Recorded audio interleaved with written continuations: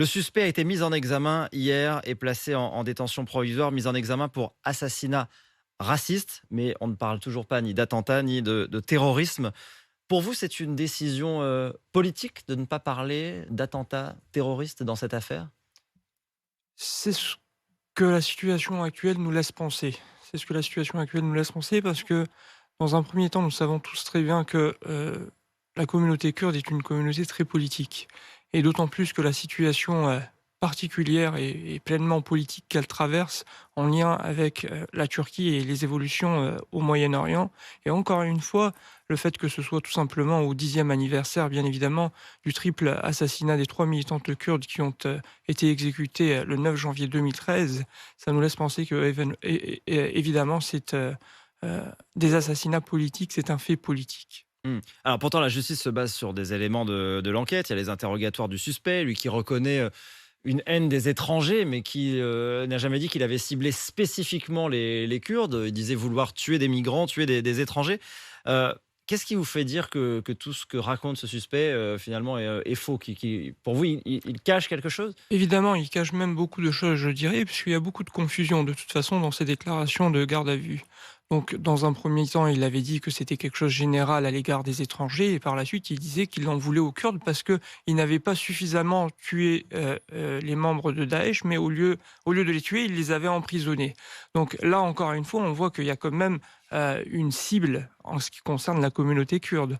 De deux, de toute façon, il y a d'autres choses aussi qui nous laissent penser que c'est un attentat terroriste et politique, évidemment. Donc, par exemple, le 23, le 24 et le 25 décembre, nous avions dans nos locaux initialement prévu de tenir une réunion interne à notre structure qui allait rassembler environ 80 à 120 personnes, tous des responsables d'associations d'Île-de-France, d'associations kurdes d'Île-de-France. Et nous avons annulé à la veille, en fait, cette réunion pour des motifs absolument différents, qui n'a rien à voir avec la question sécuritaire. Et donc, encore une fois, le fait que cette personne porte une soixantaine au minimum de munitions dans son sac nous laisse penser quand même autre chose. Il a voulu faire un carnage, un nettoyage ethnique totalement dans nos locaux.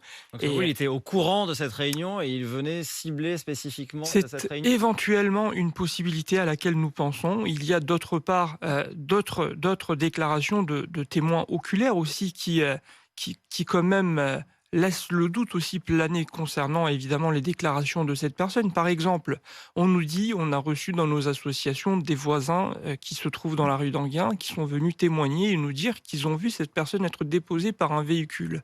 Donc si c'est le cas, on veut être vraiment rassuré sur ce point-là.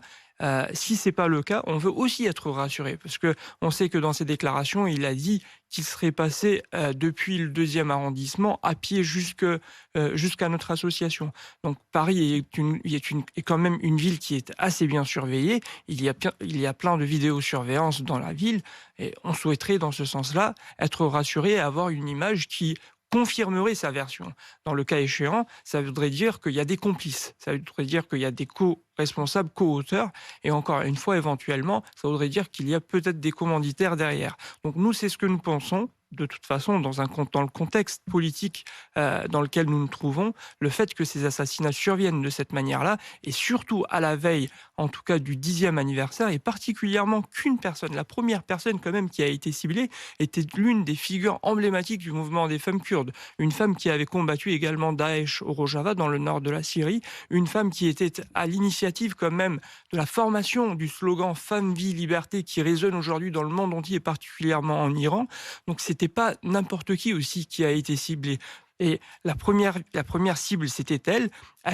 Dans un premier temps, l'assassin tire sur elle, il le blesse, et par la suite, il revient de nouveau pour retirer une balle dans la tête afin de l'exécuter complètement et de s'assurer. Donc Donc pour vous, c'est clairement la Turquie qui est derrière tout ça. Alors, et accusation et qui, et pour et l'instant, n'a aucun élément dans évidemment, l'enquête. Enfin, vous comprenez aussi que la justice se base sur des éléments tangibles et ne peut pas finalement se baser sur le sentiment, même si on comprend que ces événements réveillent ce qui s'était passé il y a 10 ans, l'assassinat de 3 militants kurdes. Est-ce que vous ne faites pas finalement un peu aussi de la politique en accusant la Turquie? Évidemment que je comprends parfaitement que la justice se base sur des faits concrets, sur des preuves matérielles.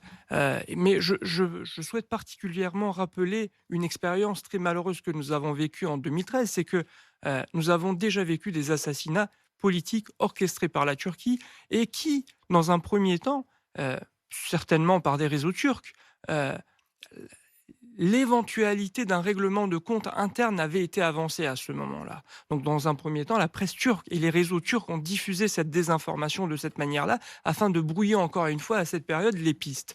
Donc, ce qui s'est passé par la suite, au bout de 2, 3 ou bien quelques mois, 2, 3 semaines ou bien 1 ou 2 mois, dans ces alentours-là, des éléments ont commencé à tomber, des preuves concrètes ont commencé à tomber.